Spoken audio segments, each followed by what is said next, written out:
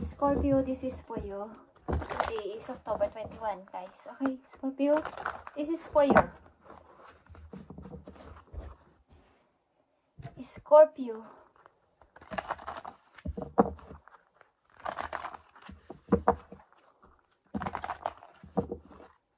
Kumusta na kayo, guys? Scorpio.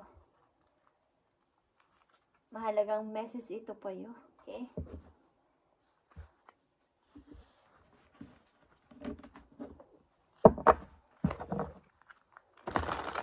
Kasalukuyan ang mga Scorpio na sitwasyon. Okay, Scorpio.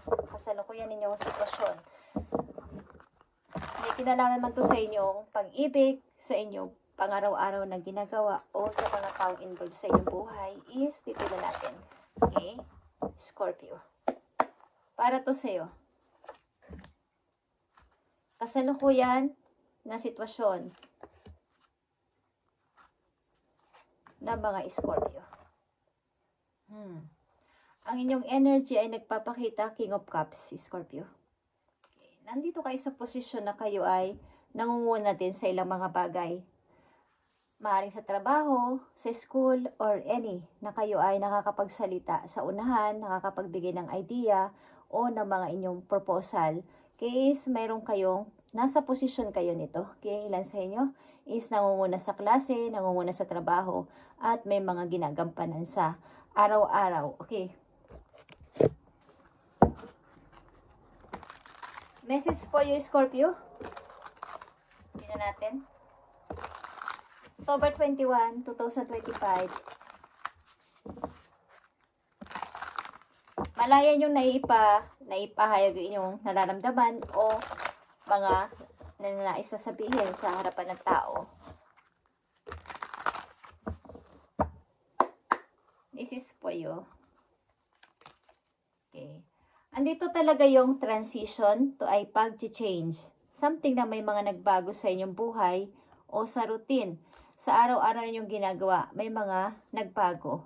Maaaring may pinalitan din kayo sa inyong pananaw o sa direksyon na inyong tinatahak. Hindi lang always na doon. May mga pinapaniwalaan na rin kayo na parang itry ko kaya to. Okay? Sa mga Scorpio na nandito. Merong mga napagtanto sa buhay.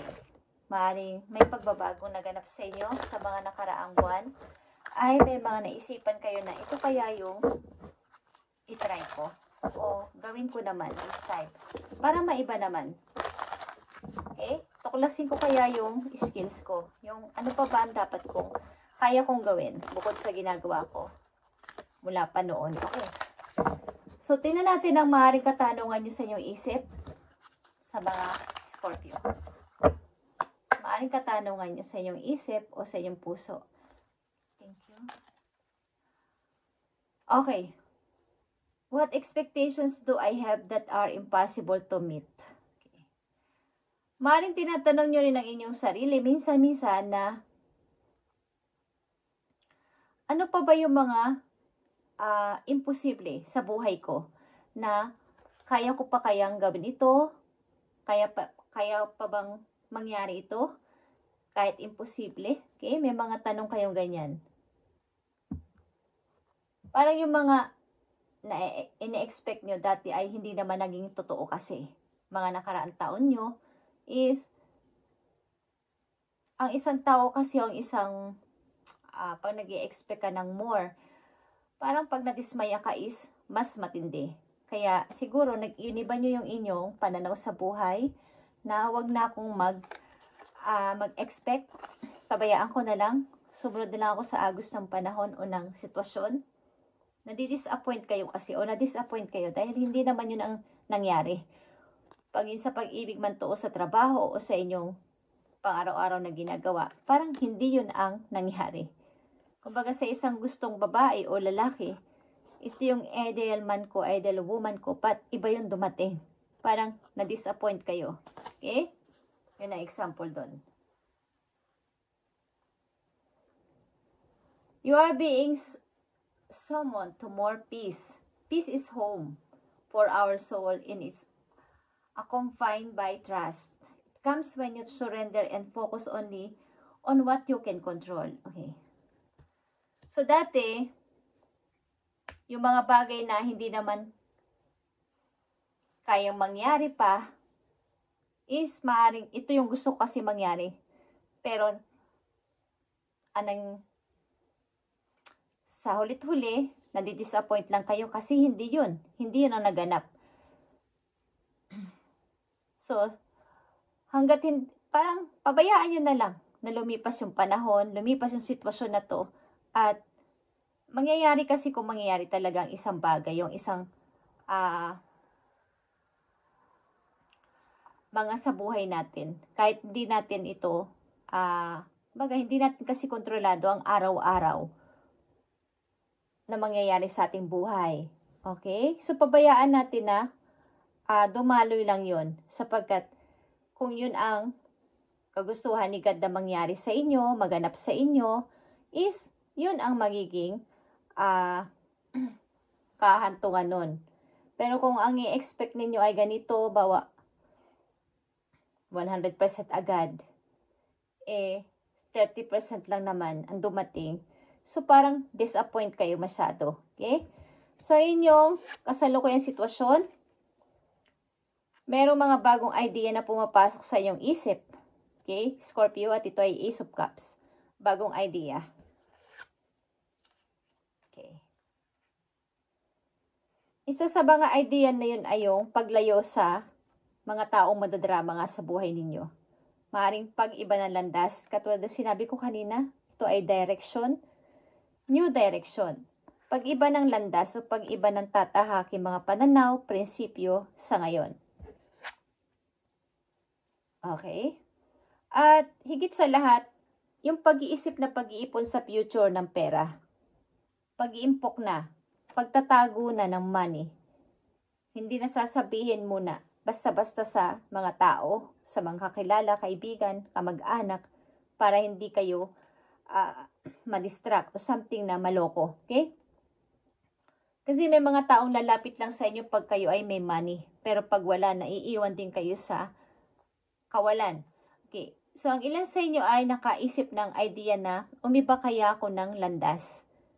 Umiba ako ng tatahakin kong maiba naman ako sa kanila. At andito din yung pag-iipon talaga, pag-iisip na makaipon, pag-iisip na makapag-impok sa iba't ibang paraan, Scorpio, sa inyong kasalukuyan. Bawa yung pagsali sa ganito, pag-iimpok sa ganito, okay? Kung lalagay ko kaya ang pera ko dito, lalago ba ito? May mga ganyan kayong naiisip. Ilan sa inyo? Okay, Scorpio.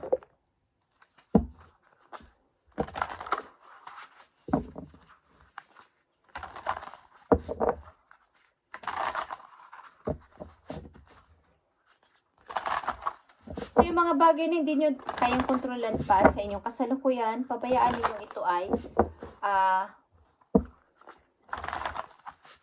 sumabay lang kayo sa agos ng sitwasyon. Huwag yung kontrolin, sapagkat yun ay kung mangyayari sa inyo. Kung hindi, baka may tamang timing, okay, maghintay muna.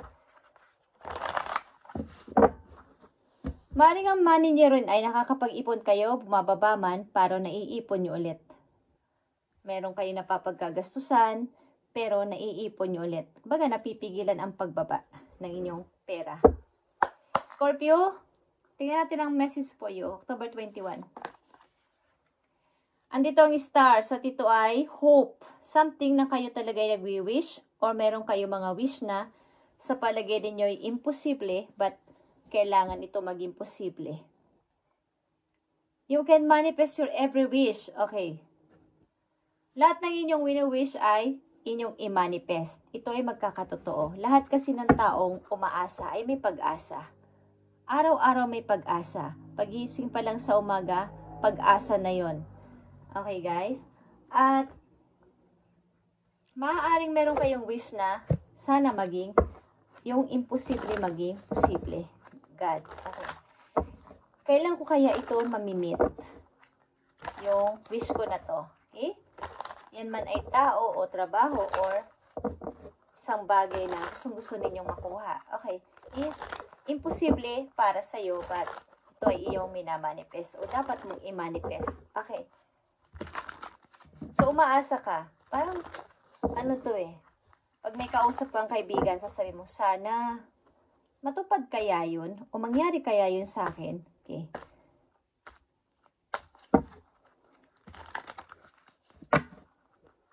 Masaya kayo nakikita nyo kayo ay nakakaipon na, nakakapag-impok na ng pera. Masaya ang ilan sa inyo na mayroon ng pagbabago sa inyong buhay. Bukod sa mga pagkakumpara sa mga nakaraang buwan, may pagbabago. Scorpio, learning to love myself. Okay, ito yung natutunan nyo sa kasalukuyan na i-love ang inyong sarili at umiwas nga sa mga madadrama ng tao. Ayaw nyo na makipagtalo sapagkat pinipili nyo na lang yung peace, magkaroon ng peace of mind. Hindi iisipin na kaya ayaw ko makipagtalo kasi mahina ako. Hindi. Pipiliin o dapat nyong piliin ang inyong peace, kapayapaan ng puso at isip. Okay? Learning to love myself, I choose to see the beauty in me. My wealth lies in my nature and potential. I transform my weaknesses into strength. I realize that I am being of light and allow myself to shine. Okay, allow to myself to shine. Kaya iiwas kayo o gusto nyong iwasan ng mga tao dramatic sa inyong buhay at panay ang kompetensya sa inyo o kinukompetensya kayo sa ilang mga bagay. Okay. So, Scorpio, silip-silipin natin ang inyong pag-ibig.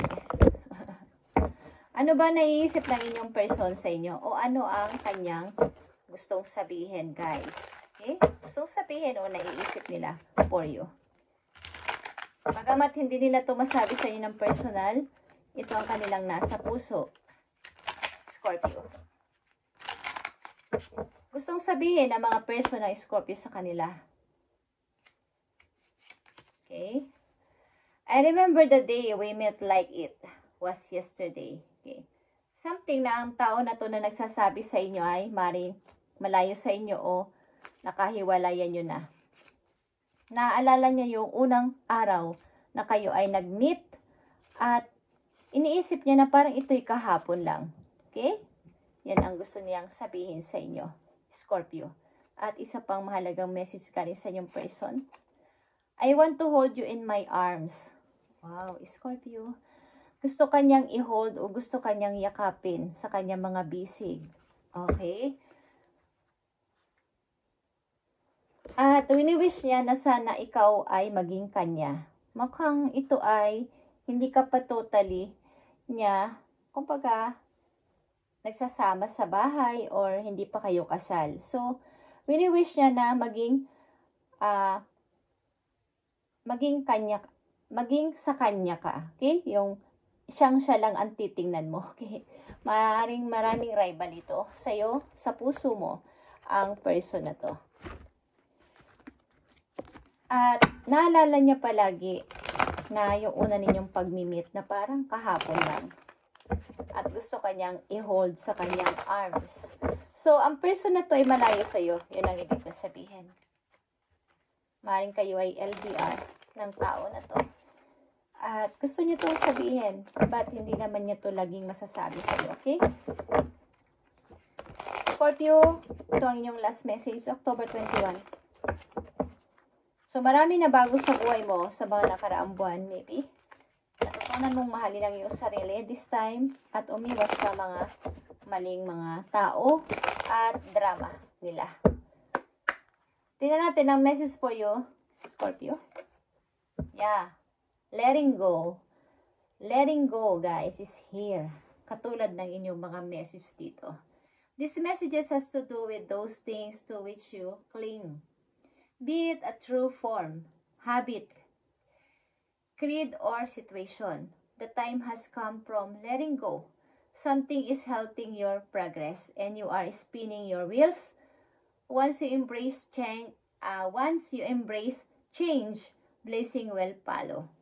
Once na itong pagbabago na to ay inyong in-embrace o sinabi nyong gusto ko talaga ng pagbabago na Lord, ang blessing sa iyo ay magpa-follow on the spot. Sapagkat nasa makamay mo rin yung pag-i-spin ng wheels na yon. Pag sabi mong Lord, gusto ko na talaga ng pagbabagong ito. Lalayo na ako sa mga bad habit na to.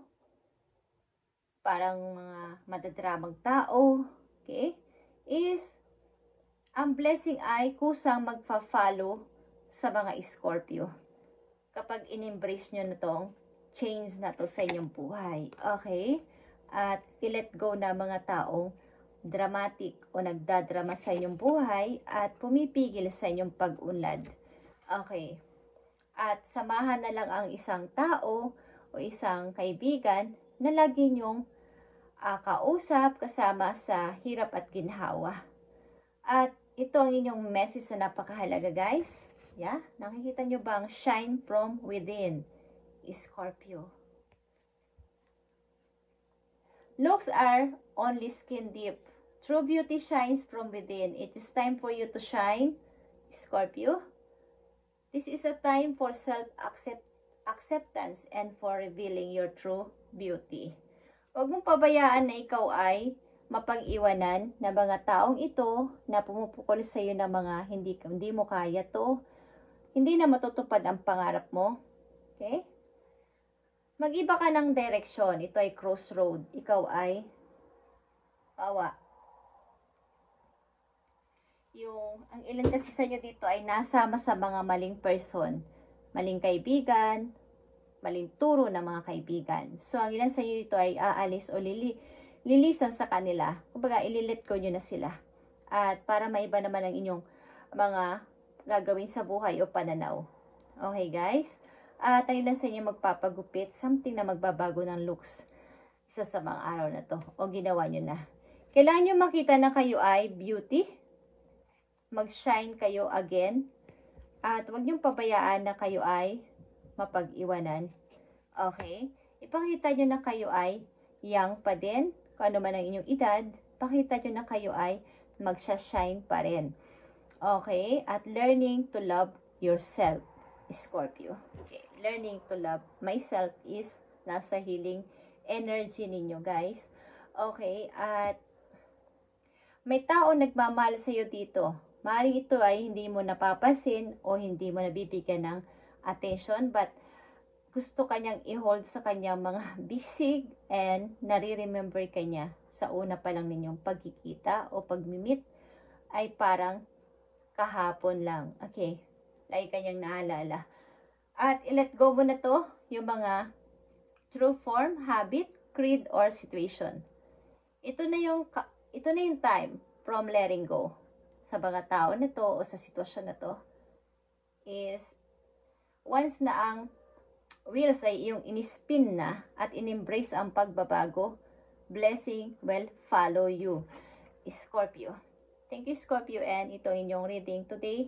I-update natin ito sa mga susunod na araw for you. Thank you and God bless, Scorpio.